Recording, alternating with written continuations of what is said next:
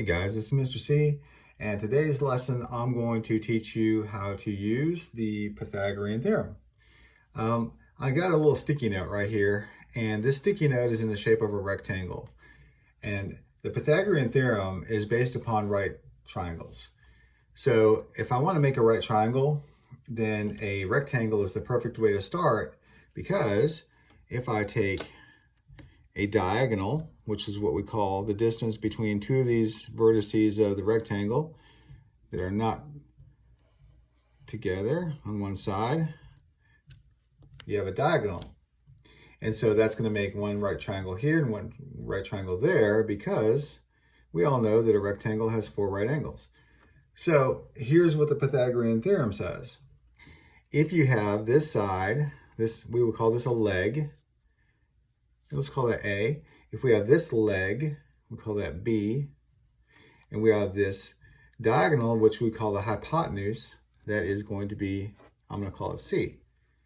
Okay, now I'm going to go ahead and write down the Pythagorean theorem equation, and that's going to be A squared plus B squared is equal to C squared. Now, to prove why that is true, it's not really a hard proof. It may be something I'll make in a video sometime, but it's usually a proof that a teacher is going to show you in the classroom when they get started to teach this. And there's many different proofs for the Pythagorean equation. And I've got mine that I really like, but and it does require you guys to know something about quadratics and factoring and so on. So I'm going to just leave it like this for now, and we're going to use this to solve all of these other problems we've got. So that kind of sets it up right there. And all of these problems are going to require some kind of a right triangle. So when I sketch my triangles, they're going to be, off a little bit. They're not going to be perfect because I'm not going to use a straight edge or anything. But we're going to just assume it's a right triangle. But the most important thing is to understand the difference between a leg and a hypotenuse. And the hypotenuse is always opposite the 90-degree angle. Okay? So that being said, we're going to move on now to some common problems that you usually see in your classes. And this one says, let's see, I don't think it really, we're going to go with this one first. Yeah, we'll go with this page first. Okay, this one starts out with a triangle given to us, and you can see that it has two legs. It has the hypotenuse. One leg is 60, one leg is x, and the hypotenuse is 61. So the way you set this up is it's got to be leg squared plus leg squared equals hypotenuse squared. And it's very common just to use a calculator when you have to do these calculations like this. Nobody's going to memorize what 61 squared is. And so we can just use a calculator very easily to find those values. All right, so we're going to start simplifying a little bit. We have x squared plus, okay, so 60 squared, 60, and we'll do the square button, 3,600 equals 61 squared, 3,721. And we see now that the hypotenuse is always the longest side of a right triangle, always. This is fairly simple. We just subtract 3,600 from both sides, so minus 3,600 equals, and I get x squared is equal to 121. Well, 121 is a perfect square. That's 11 times 11. And if you don't believe me, just press the square root key and you get 11. Actually, there are two solutions to this. If there's only this equation, 11 and negative 11, but length has always got to be positive. And so we can't take a negative value for a length. And that means our answer is just going to be the positive 11. No problem at all. All right, let's move on to number 2 here that I've got. This one, it says two sides of a rectangular playground measure 24 feet and 70 feet. How long is a diagonal of the rectangle? So let's go ahead and sketch a rectangle here just for fun. And I can never sketch these great. So I'm gonna put a diagonal on here. The key to making this diagonal is I look at this point as I'm drawing it to make sure that I wind up there. So 24 feet and 70 feet are the sides. So we'll make this one 24, we'll make this one 70. Okay, so here's our hypotenuse, and that's the diagonal length. And so we're going to make that x. So we set up our equation, 24 squared plus 70 squared is equal to x squared. All right, so now we're going to do some calculations here. 24 squared, 576, plus 70 squared, 4,900, is equal to x squared. All right, so let's add these two guys together. 4,900 plus 576 equals 5476. I don't know if that's a perfect square, and I really don't care to memorize that one. My brain's got other stuff I got to memorize. So we're just going to hit the square root key, and yep, it is 74. Okay, so let's look at that answer. Is that reasonable? Sure it is. It's bigger than these two. That's a good thing. And it's a little bit bigger than 70, which is okay because 24 is not close to 70 at all. So that makes sense that the 74 would be the hypotenuse, and I'm okay with that.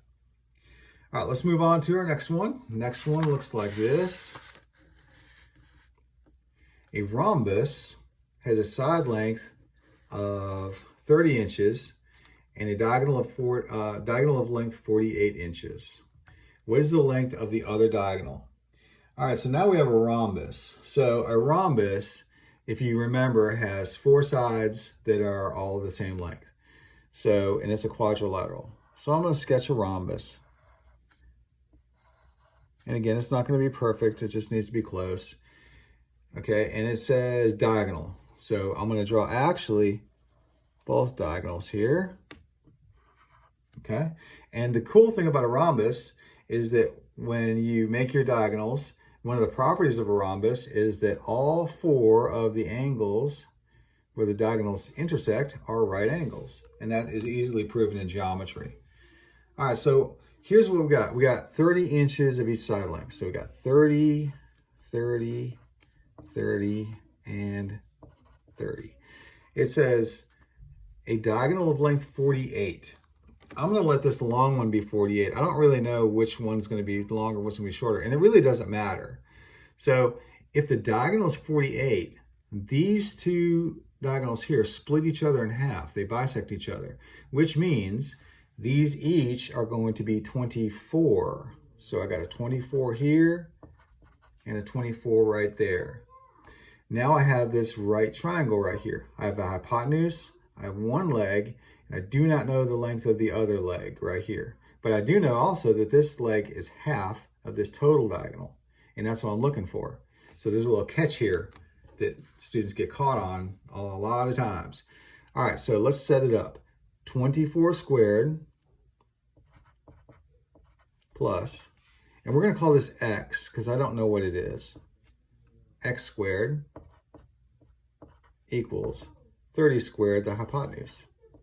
Now what a lot of students are going to do too is they'll put this on this side and the x on the other side every single time. And I had a student tell me one time, well, I get half of them right if I do it like that. Yeah, that's not really going to help you pass the class, buddy. So you got to make sure that you set this thing up correctly. All right. All right, let's do some calculations here. So I need 24 squared. 24 squared is 576 plus x squared equals, I know 30 squared, that's 900, no problem. Okay, so now I got to subtract 576 from both sides. So 900 minus 576 equals 324. So x squared is equal to 324. That looks familiar. That looks like a perfect square. Let's see. Yep, 18. So x is equal to 18 inches. All right, big mistake if I put my answer down as 18 and I go with it, because that's only one part, not both of them. So what I need to do is I need to double that for the entire diagonal. So 18 times 2 is 36. That's my final answer right there. All right, so be very careful and read the question a couple times to make sure you always know what they're looking for at the end. and not just some result you got after solving an equation. All right, ACT does that too, a lot. Okay, let's take a look at this one. This one looks interesting. Kevin drove 10 miles due east from his house, then drove 40 miles due south, then drove 10 miles due east, then drove 59 more miles due south. How far from his house is he? Okay, I know a lot of people that after the second instruction, that's it. They're lost. So we're going to take this step by step. Kevin drove 10 miles due east. Stop. Okay, so let's go ahead and let's put a point down for Kevin where he started. He's going to drive 10 miles due east. East would be this way, right?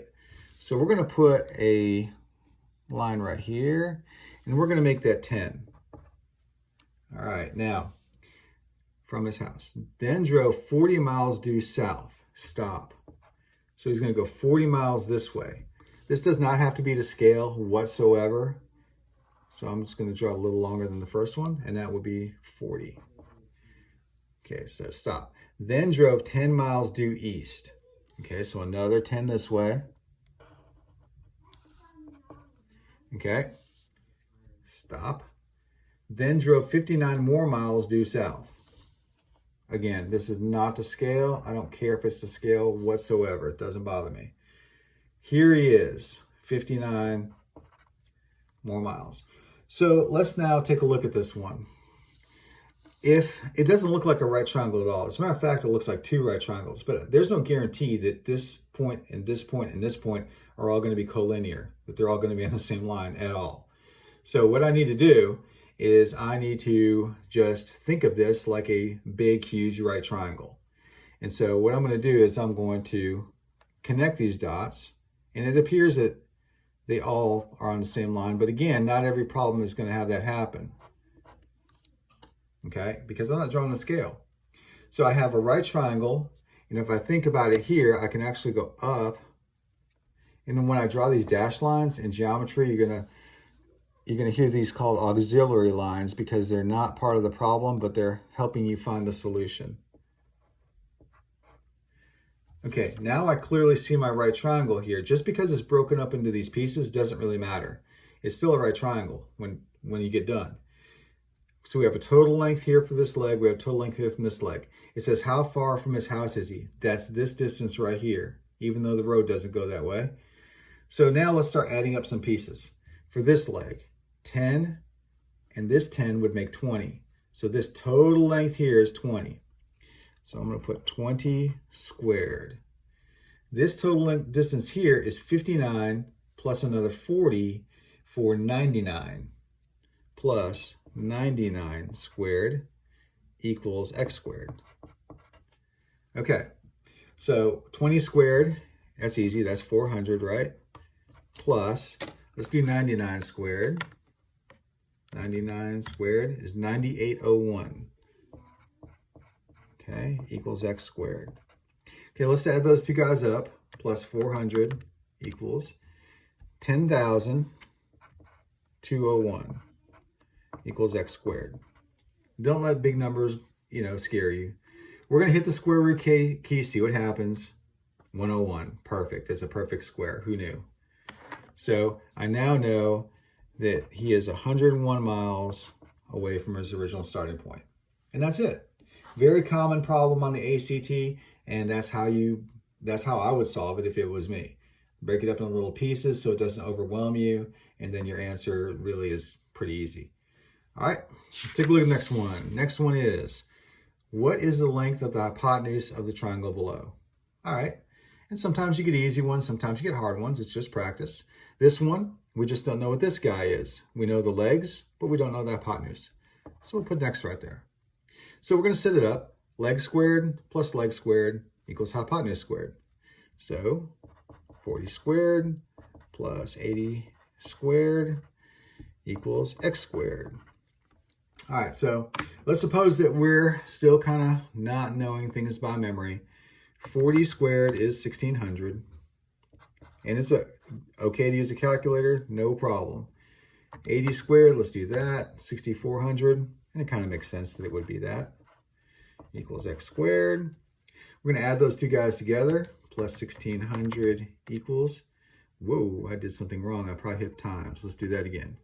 1600 plus 6400 equals 8000 equals x squared.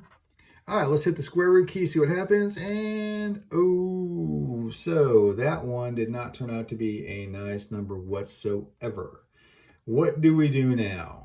All right, if we want an answer that is a decimal sometimes, normally you would either round it to the integer or the integer and then one decimal place, usually.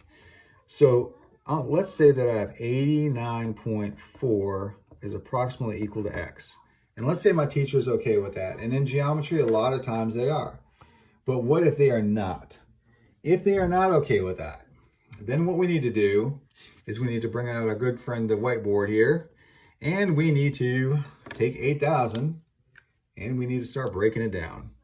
So here we go. We're going to do the square root of 8,000. Okay.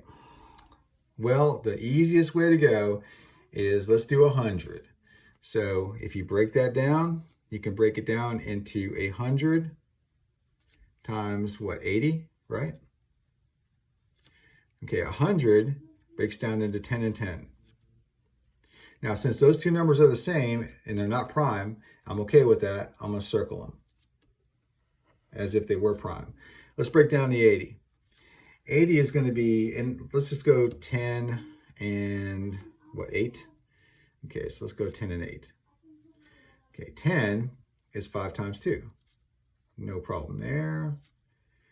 8 is 2 cubed. What I like to do here is I like to actually save some time. And if I know it's 2 cubed, I'll just do 3 branches immediately. 2, 2, 2. Save me a step. All right, so here's what I got. A pair of 10s. So 10 comes out. I've got one pair of 2s. 2 comes out. Another pair of 2s. 2 comes out. 5 left in. That's why this answer was a big long decimal. Not fun. Root 5 is stuck inside the radical. Then we multiply 10 times 2, which is 20, times 2, which is 40, and we get 40 root 5. All right. So I'm going to claim that this monster number right there and 40 root 5 are the same. So I can't memorize that, but I know where it starts, 89.4. So let's do it. 5 square root times 40 equals, boom, same number right there. So if your teacher, and a lot of rigorous teachers that teach at a high level are going to want that answer as a radical. And that's okay, because on the EOC, it's very possible that that's what they're going to want. So, or x equals 40 root 5. And to me, that answer is, I like that one better. But if I'm designing something in engineering, or if I'm a carpenter, I want this one because I can measure that. I can't really measure this on a ruler. All right. So now let's move down to the last one on this page. A square has a side length of 8. What is the length of one of the square's diagonals? All right, so let's go ahead and sketch out a square here. And I'll try and get close. That's close enough. Okay, so we got side lengths of 8. 8, 8, 8, 8. Okay, we need a diagonal. Okay, we don't know the length of the diagonal, so we put that X right there. We know that a square has 4 right angles, so that's how you get your right triangle. All right, so here we go. 8 squared plus 8 squared is equal to x squared, right? Leg, hypotenuse. So we got 8 squared plus 8 squared is equal to x squared. Now, right now in my brain, I've got several different things that are floating around how to make this really easy, but it does require a solid foundation and knowledge of how to simplify some of these numbers with number theory, but that's okay. We don't have to do that. We're just going to do the old-fashioned way. 64 plus 64 is equal to x squared. Okay, so 64 and 64, I believe, is 128 is equal to x squared. Okay, so now that's not going to be a nice number. It's not. So if you put 128 in there, it is going to be a big long decimal, 11.3 something something. So 11.3 is approximately equal to x. But now you got that teacher that's going to teach at that high level. And so how do you now simplify the square root of 128 and kind of do it easily? Well, let's think about it this way. 128 is 2 to the 7th power. 2 to the 6th power is 64. 2 to the 7th power is 128. So if I write it like this, 2 to the 7th power is equal to x squared. And I take the square root of both sides, like this. Okay, this is going to start popping out here. And actually, I can take out 3 pairs of the 2's, because 7 is 7 2's, right? 3 pairs of that would be 6. And that's really equal to, or I can do it this way. 2, 3, 4, 5, 6, 7. I can do it this way. A pair on the inside is worth 1 on the outside.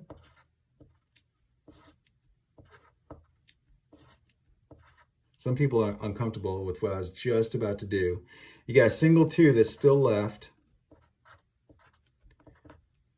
And really, I made a mistake there. Let's get rid of that squared. Okay, so equal x. 2 times 2 times 2 is 8. And so 8 root 2 is equal to x.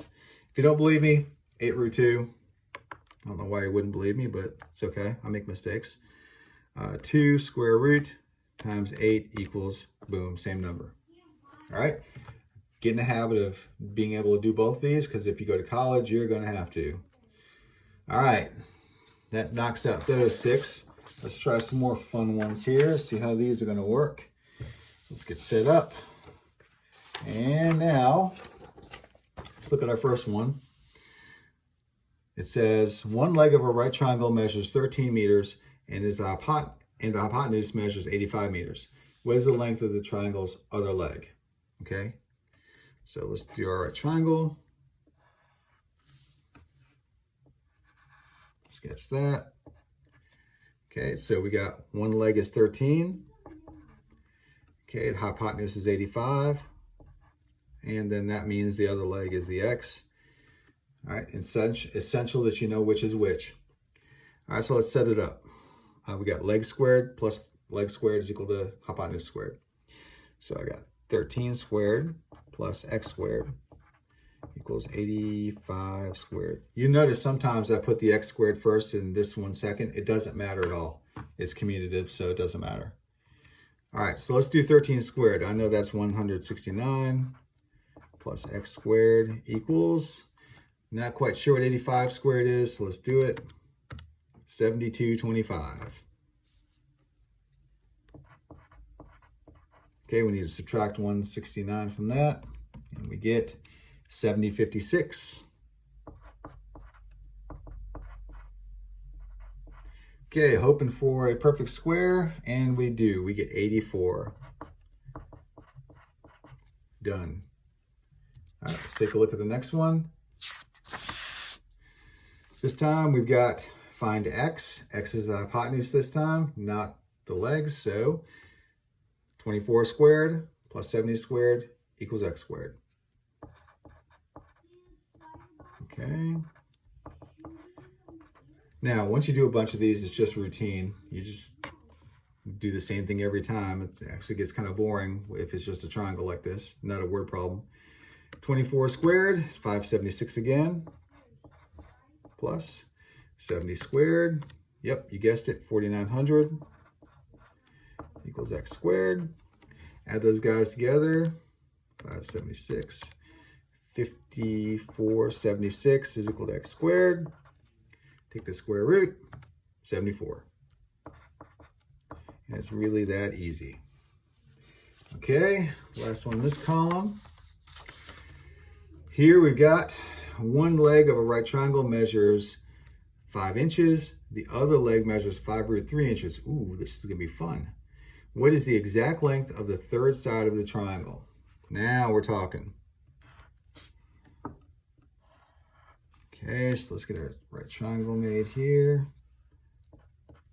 Okay, so let's see, one leg, 5. Now I know that's going to be longer than this one because you got an extra root 3 in there. The other leg is 5 root 3. Now, the cool thing is because I know special right triangles, I already know what this is going to be. And I'm going to make a prediction. It's going to be 10. It's going to be double this. How do I know that? Well, somebody's going to have to make a video and they're going to have to show you how that works. But let's see how it works if I didn't know that. Make that x. Here we go. 5 squared plus 5 root 3. Uh-oh, I need to use parentheses. Equals x squared. All right, let's do it. 5 squared is 25, right? Here comes the mistake. You got to square the root 3, which is 3, times the 5 squared, which is 25. So you have to multiply 25 times root 3 squared, which is 3, which is 75. And you're seeing it coming. You know I'm right. 25 and 75 make 100. Take the square root of 100, and boom, it is 10, just like I predicted. I'm going to have to probably make a video on that. You might have a question lingering about this right here. If you do, I can quickly resolve that. If you take 5 root 3 times another 5 root 3, no problem. Okay, that is, you can split that up into 5 root 3 and another 5. Another root 3, because it's all multiplied together. You can now use your commutative property and switch these two. 5, root 3, root 3. Okay, 5 times 5 is 25. Root 3 times root 3 is 3. And that's how I get my 75, just in case you're curious. That really bothers a lot of people when they're first starting out with square roots and multiplying, add, subtract, multiply, and dividing them. It gets kind of confusing, but it gets easier if you do a few of them. All right, let's take a look at this one. We're almost done here.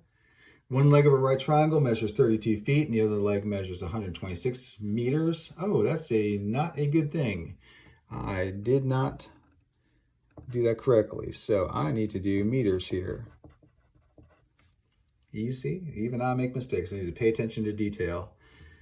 All right. So now I need to go ahead and take a look. Leg. Need to learn the hypotenuse. So let's do a triangle here. And that was terrible, but it'll work. So 32, 126. And then you got the hypotenuse, which we don't know. All right, let's set it up. Leg squared, hypotenuse squared. 32 squared plus 126 squared equals x squared.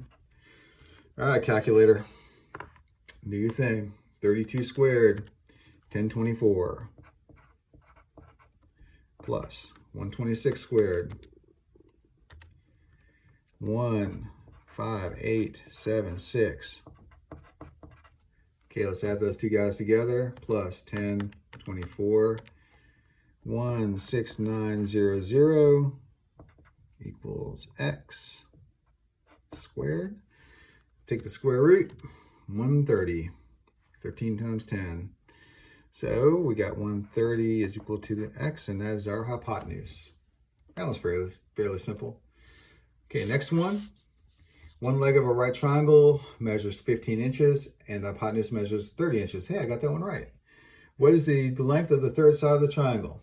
All right, so let's take a look.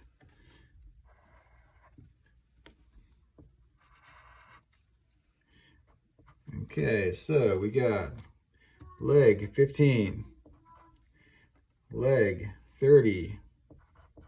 Okay, hypotenuse, don't know, x. Here we go. 15 squared plus 30 squared equals hypotenuse squared. Okay, so let's do our thing, even though we probably already know what these are. 15 squared is 225. How do I remember these so well. I'm just working with them. 30 squared is 900. All right, let's go ahead and add those guys together. Get 1125. Okay, let's take the square root and 33.5. The dreaded decimal, irrational. 33.5. So if I am an engineer or I'm a carpenter or I'm building something, then that's actually, I don't like an equal sign if it's not exact. Approximately. Okay. Let's get the exact value, okay? I don't really like that. 1125. So let's go ahead and break that down. It never hurts to get extra practice with this when you're in Algebra 1. So let's do, it was again 1125. Okay, here we go. Square root 1125. Okay, let's break it down. So I know it's divisible by 5 because I got a 5 at the end. So 1125 divided by 5 equals 225. So 5 prime, 225 not prime. But 225 I know is, well, I'll keep going. Well, I already know what it is, but I'll keep going. Let's divide that one by 5 again. Divide by 5 equals 45. 45 is 9 times 5. And 9 is 3 times 3.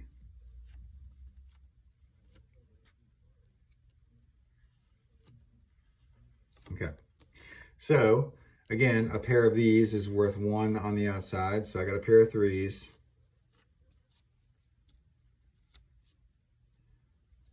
Times. I got a pair of 5s. But I got this extra 5. That extra 5 is going to be left underneath the radical. And then I have 5 times 3 is 15 root 5. So let's check our work. So it's got to be what? 33.5. Okay, so let's do 5 square root times 15. And there it is right there. So I know I'm right. So if your teacher wants it exact, it'll say exact. Okay, and that's going to be 15 root 5. And there it is too. Last one, here we go. All right. An airplane takes off from an airport and flies due west for 3 hours at a speed of 250 miles per hour. Then the airplane changes direction and flies due north for 2 hours at a speed of 275 miles per hour. After 5 hours, how far away from the airport is the airplane? Okay, so let's take a look at what's going to go on here. So let's say that this is where the airplane's starting. It's going to go due west for 3 hours at a speed of 250 miles per hour. Well, if you go 3 hours at 250 miles per hour, then that's going to be 3 of these, isn't it? 250 times 3. And so that's going to be 750 miles altogether over that time that is traveled. So we're going to have a 750 going west. 750 miles. Okay? It's going to go due north some distance. Okay, so let's take a look and see how much that's going to be. Due north, 2 hours at 275, which means you're going to double that to get the total amount of miles it went. And so then you're going to get 550 miles due north. Okay. Okay, so now we have, since I use a straight edge, I might as well use it here. Okay, there's our right angle right there. So we do not know how far away from the airport the airplane is. Okay, so here's our setup, and here we go. Leg, hypotenuse. 550 squared plus 750 squared equals x squared. Okay, calculator time. Okay, 550 squared.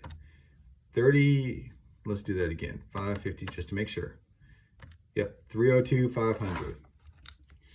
So 302, 500 plus, okay, let's do 750 squared. 750 squared, 562, 500.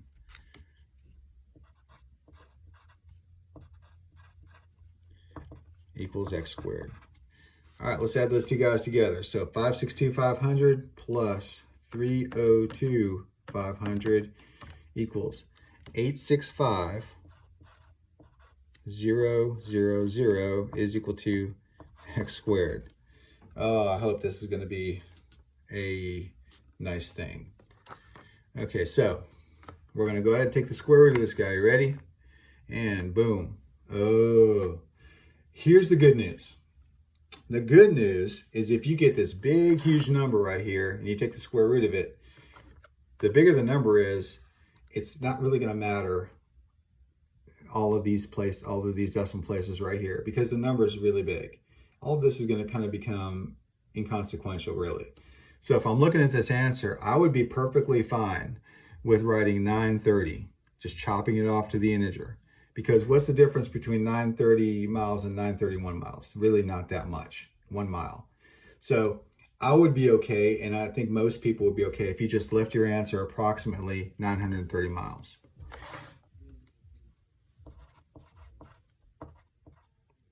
Now, is it possible to take that number and break it down into, all of the primes and everything? Sure, that's not really that hard to do. It just takes a few steps in a whiteboard. But really, most of the time, I would be okay with just accepting this answer right there, and that would be it. So this rounds it out with the Pythagorean Theorem, guys. Like and share, and until next time, miss you guys, and we will see you. Bye.